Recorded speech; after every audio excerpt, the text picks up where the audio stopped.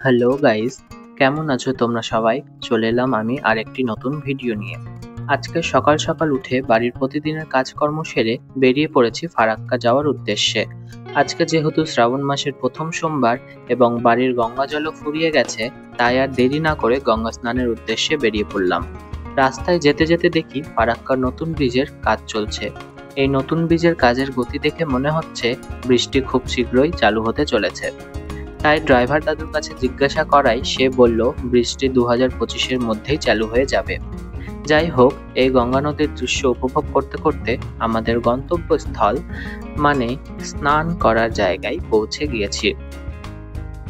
সেইখানে পৌঁছেই অবাক হয়ে দেখি কত ভিড় এবং গঙ্গা নদীর জল কত পরিমাণে বেড়ে গিয়েছে। তারপরেই দেখি আমার দিদা আমার আর এক ছোট্ট ভাইকে গঙ্গা স্নান করাচ্ছে। সে যেহেতু অত্যন্তই ছোট, তাই সে এত কান্নাকাটি করছে, কিন্তু আমার বেশ জিনিসটা ইন্টারেস্টিংই লাগছে, কারণ আমি প্রথমবার এত ছোট বাচ্চাকে গঙ্গা স্নান করাতে দেখলাম। তার এটা প্রথম গঙ্গা স্নান।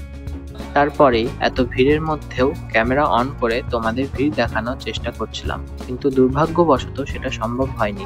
হয়তো আমি নতুন ভিডিও করছি বলেই আমার এই অসুবিধাটা হচ্ছে।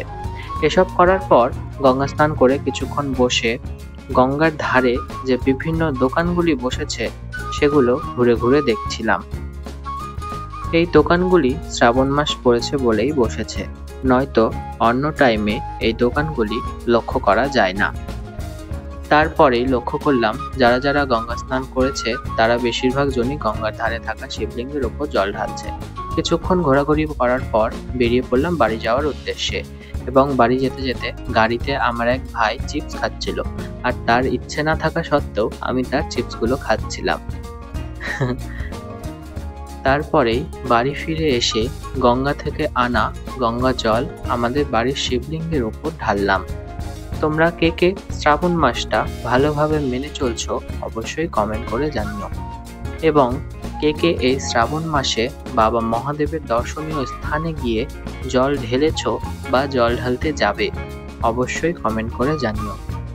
আমাদের বাড়িতে বহু বছর ধরে বাবা মহাদেবকে মেনে আসছি। ছোটবেলা জানতাম না যে শ্রাবণ মাসেই কেন মহাদেবের এত আনুষ্ঠানিকভাবে পুজো হয়। পরে জানতে পারলাম এই মাসে স্বয়ং বাবা মহাদেব জন্মগ্রহণ করেছিলেন, তাই এই মাসে বাবা মহাদেবের এত পুজো অর্চনা হয়, এবং এই মাসেই আমাদের বাড়িতেও আনুষ্ঠানিকভাবে পুজো করা হয় বাবা মহাদেবের। যাই হোক, পুজো সেরে সকালে ব্রেকফাস্টটা সেরে নিলাম এবং কিছুক্ষণ রেস্ট করে দুপুরে আতপ চালের সেদ্ধ ভাত দিয়ে লাঞ্চটা করে নিলাম। তারপরেই আবার দুপুরে ভাত ঘুম দেওয়ার পর কফি নিয়ে ছাদে গেলাম, এবং সেখানে গিয়েই দেখি ওরিও ছাদের রেলিংয়ের ওপর দিয়ে হাঁটছে। তাকে অনেক বকাবকি করার পর বিকেলটা তার সাথেই কাটালাম। দেখা হচ্ছে নেক্সট ভিডিওতে। Please like, comment, share and subscribe. Tata.